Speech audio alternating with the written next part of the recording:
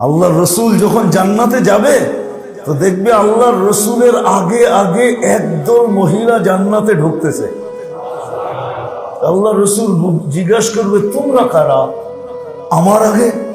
তো বলছে, আপনারই উম্মত। বলছে, আমার আগে কি করে?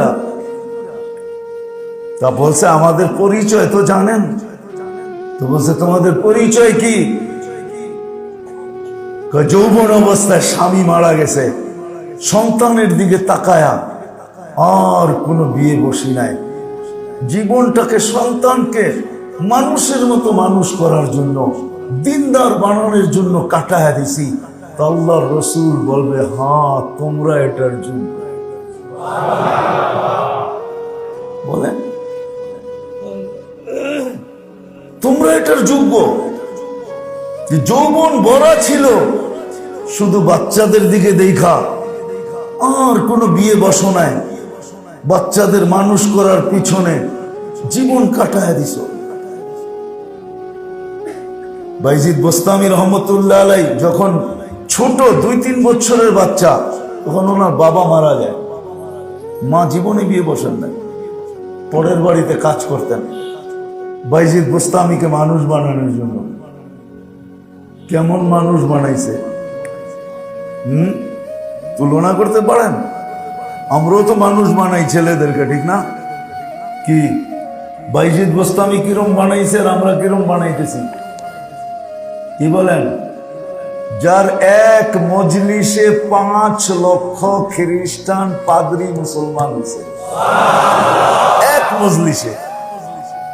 কত? খ্রিস্টান না, পাদ্রী। আর ওই জামানার যে পোপ ছিল, পোপ সবচেয়ে বড়, সেও মুসলমান হয়েছে এক বৈঠকে।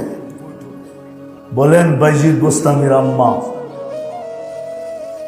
আব্দুল কাদের জিলানী রহমতুল্লাহ আলাইহি যখন 6 বৎসরের, 5 থেকে 6 বৎসরের, তখন বাবা মারা গেছেন। মা ফাতেমা ছেলেকে আব্দুল কাদের জিলানী বানাইছেন। আব্দুল কাদের জিলানী চিনেন? আব্দুল কাদের জিলানী চিনেন না? মনে হয় চিনেন না। চিনেন? পীরানে পীর, বড় পীর আব্দুল কাদের জিলানী রহমতুল্লাহ আলাইহি।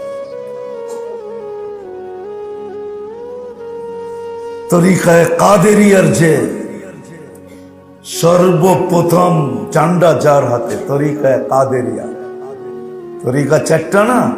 কাদেরিয়া, চিশতিয়া, নকশবন্দিয়া, মুজাদ্দিদিয়া।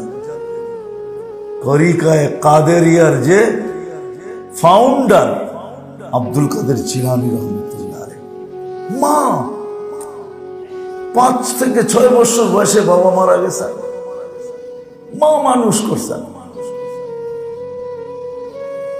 তো মেরে দোস্ত, যেটা বুঝাইতেছিলাম যে মানুষ দামি জিনিসের তো সুরক্ষিত করার আপ্রাণ চেষ্টা করে, কিন্তু আফসোস তার জানটা যে কত দামি এটা সে একদিনও ভাবল না।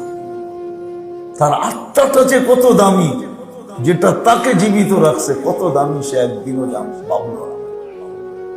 এটাকে সুরক্ষিত করতে হয় কিভাবে, এটাও জানল না। তাইলে শত আফসোস কেন? আমি যদি কোটি আফসোস বলি তাইলেও কম হবে। কোটি আফসোস, আফসোসের কোনো পরিসীমা নাই, দুঃখের কোনো সীমা নাই, পরিতাপের কোনো সীমা নাই, চিন্তার কোনো সীমা নাই ওই মানুষটাকে নিয়ে, যে তার জীবনটার সুরক্ষিত করতে এক মুহূর্তের জন্য ভাবল না, আত্মাটাকে সুরক্ষিত করা ভাবল না, যে কিভাবে আত্মা সুরক্ষিত করতে হয়, কিভাবে জীবন সুরক্ষিত করতে হয়। আমি দাম দেখাইছি প্রথমে আপনাদেরকে, যে 1 সেকেন্ডের দাম যদি এতটুকু হয়, তাহলে 1 মিনিটের দাম কতটুকু? 1 মিনিটের দাম যদি এতটুকু হয়, তাইলে 1 ঘন্টার দাম কতটুকু? 1 ঘন্টার দাম যদি এতটুকু হয়, তাহলে 24 ঘন্টার দাম কতটুকু?